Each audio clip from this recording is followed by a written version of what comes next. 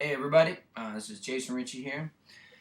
I got a request on Modern Blues Harmonica to do a video on building solos and how to talk to a band, okay? There was a two-part thing. I might have to do them in two different lessons, okay?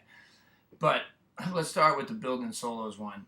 When it helps to have a succession of notes picked out ahead of time, like having a pentatonic scale approach at the most part, or thinking about it like, am I going to play a scale over this piece of music and stick to that, or am I going to explore what each chord change is asking for?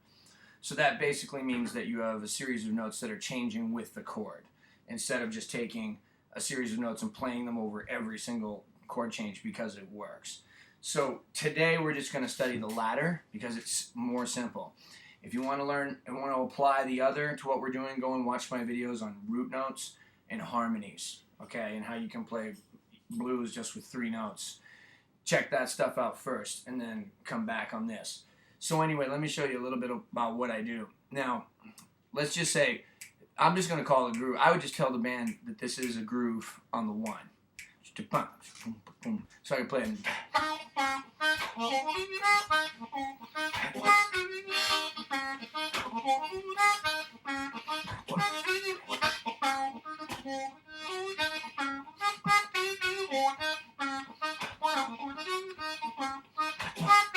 So like that's the vamp. You can kind of imagine that in the back of your head. I'm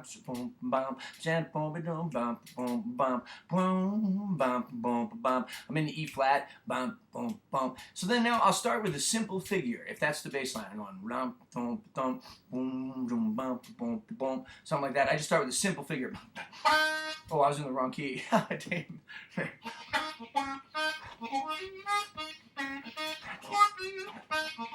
That's what the band's playing.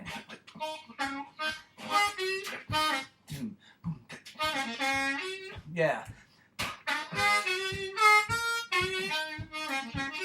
Yeah.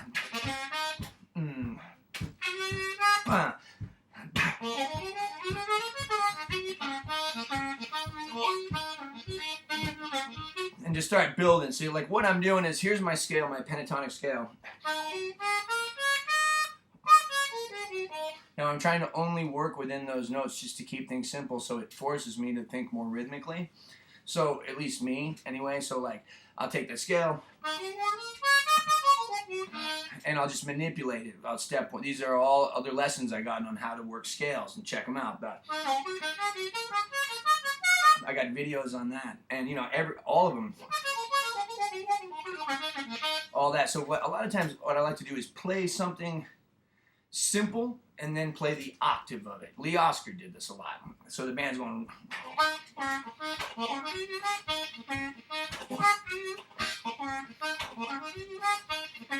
and then I go,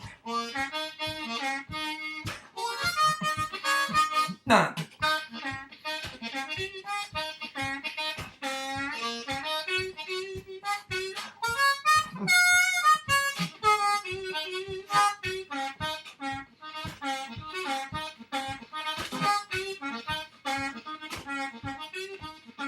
Just notes, 3 notes. You know, just, yeah.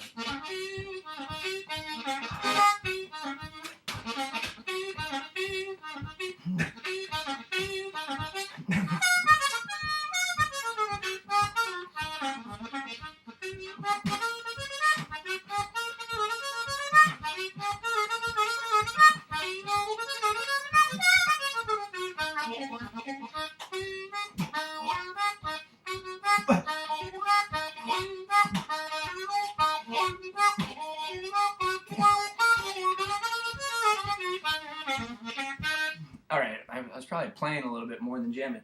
But what I do is I start with a real simple figure, and then I take an octave. Not all the time, but just sometimes.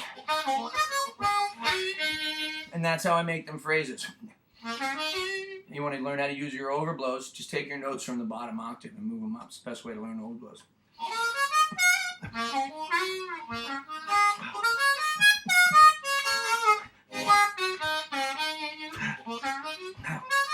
Ah.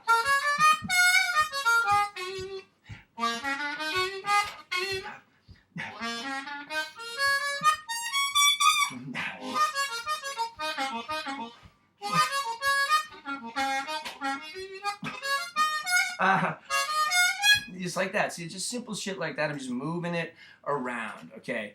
Just taking little portions of it and putting it in here. So the other thing you can do is you can start with simple time, rhythmic time. So that was kind of a melodic approach, you know, call and response. Now you can start thinking about some of the rhythmic stuff once the solo starts to build a little bit. And instead of playing instead of playing something like that, you can start playing. Well, here we go. Ready? And then just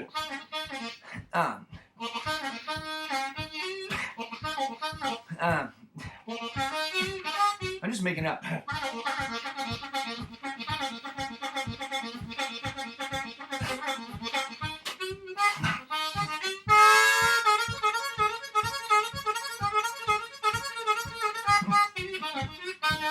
Now.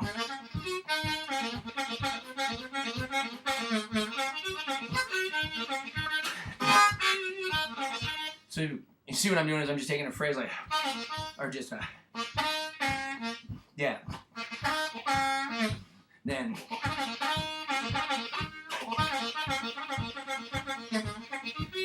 you do that on any combination of 3 notes.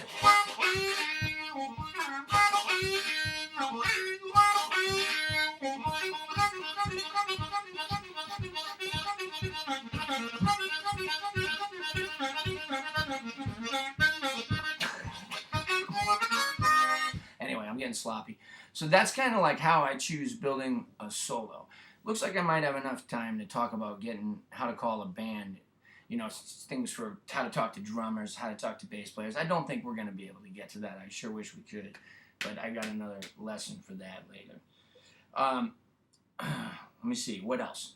So by restricting yourself to a scale, and, you know, 5, 6, 7 notes, you know, it's really more about what you're playing in that scale. Scales are about the notes that are not in there. You'll find it very hard at first to improvise without using notes from other scales. When you start paying attention and noticing that, you start choosing your notes. And that's really important, to have important notes. A lot of times, like during that last jam I was doing, my flat thirds were way too high. And I could tell that because I was playing in a set scale, so I could tell when I hit them. So it's great for ear training. It's really good. So anyway, I hope you liked that video, and that's what's up.